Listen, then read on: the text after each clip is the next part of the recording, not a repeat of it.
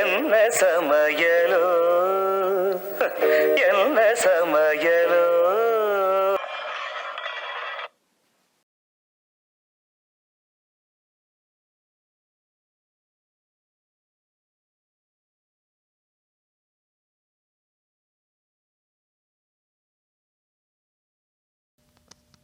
தக்காளி ரசம் பண்ண போகிறோம். அதுக்கு 2 தக்காளி, ஒரு எலுமிச்சம்பழம் அளவுக்கு புளி கொஞ்சம் கரைச்சி ரெடி பண்ணி வச்சுருக்கேன். அது ஒரு 1/4 கப்பு வந்துருக்கும்.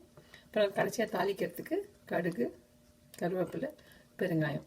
தக்காளியை வந்து ஃபஸ்ட்டு என்ன பண்ணலாம், இப்போ ஒரு 1 மினிட்டுக்கு மைக்ரோவேவில் கொஞ்சம் கட் பண்ணி போட்டு வச்சுருந்தீங்கன்னா உங்களுக்கு நல்லா க்ரஷ் பண்ணுறதுக்கு ஈஸியாக இருக்கும். அதை க்ரஷ் பண்ணி புளிஜலத்தோடு மிக்ஸ் பண்ணி அடுப்பில் வைக்க வேண்டியது தான்.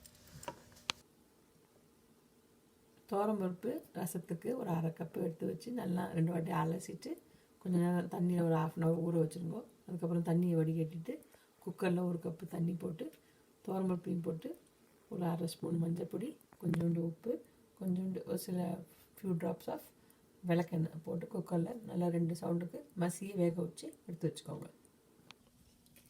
வாங்க, இப்போ ரசத்துக்கு வந்து நான் மைக்ரோவேவில் கொஞ்சம் நேரம் வச்சுருந்தேன். ஸோ கொஞ்சம் லூஸாக இருக்குது பார்த்தீங்களா. ஸோ இதை வந்து நம்ம இப்போ புளி தண்ணியில் போட்டு நல்லா கரைக்கும் போது இன்னும் நிறையா ஜூஸும் வரும் உங்களுக்கு. இப்போ மைக்ரோவேவில் வந்து தக்காளி போட்டோம் இல்லையா, அது நல்லா ஈஸியாக அதை பாருங்கள் நல்லா மசிஞ்சிருக்கு. இப்போ நல்லா நெசுக்கிறதுக்கும் நல்லா உங்களுக்கு ஜூஸ் நல்லா வரும் தக்காளியிலேருந்து. இப்போ தக்காளியும் புளியும் நல்லா நெசுக்கி நான் வடிகட்டிட்டேன். ஏன்னா என் பசங்களுக்கு இந்த தோலிலாம் வாயில் மாட்டினா பிடிக்காது, அதனால் வடிகட்டிட்டேன். ரசத்தை அடுப்பில் போட்டாச்சு. ஸோ இப்போ அதில் கொஞ்சம் மஞ்சள் பொடி, உப்பு போட்டு ஒரு 2 கொதி வரட்டும்.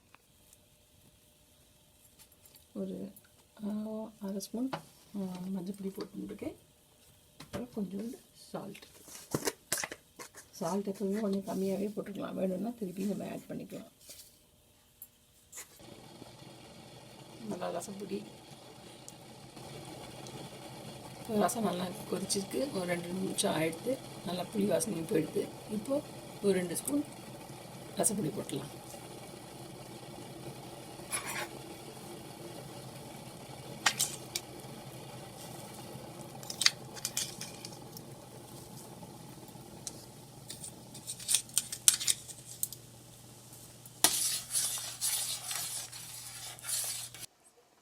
இப்போ குக்கரில் நல்லா மசியை வெந்துடுத்து பருப்பு. ஸோ ஒரு விஸ்கால் ஜஸ்ட் அது பண்ணியிருந்தீங்கன்னா நல்லா மிக்ஸ் ஆகிடுது. ரசப்பொடி போட்டாச்சு. அதோடு சேர்த்து பருப்பில் ஒரு 2 கரண்டி பருப்பு போட்டுடலாம். ரசப்பொடி போட்டு கொஞ்சம் பருப்பு ஜலமும் போட்டாச்சு. அதில் ஒரு 2 கொதி வந்தோடனே நல்லா தண்ணி குத்தி விளாவிட்ட ரசம் ரெடி ஆகிடுது. நல்லா மிக்ஸ் ஆகிடுது. இப்போது நல்லா கொஞ்சம் ஜலமும் குத்தியாச்சு. லாபில்லா ரசத்தை நல்லா அப்படி பொங்கிண்டு நுரைச்சிண்டு வரும். அப்போது கடுகு, கருவேப்பிலை தாளித்து போட்டு கடைசியாக கொத்தமல்லியும் தூவியாச்சுன்னா ரசம் ரெடி ஆகிடுது. ஸோ நைஸ்மா. இப்போ ரசத்தை தாளிக்கிறதுக்கு 1 ஸ்பூன் நெய் போட்டுருக்கேன். கொஞ்சம் கடுகு நல்லா வெடிக்கிட்டோம். அதுக்கப்புறம் கருவேப்பிலை,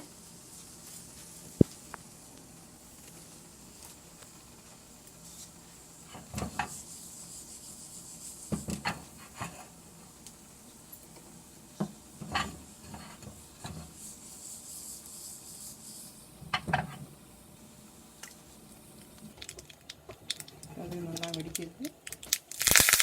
கொஞ்சம் கருவேப்பிலை தூள்,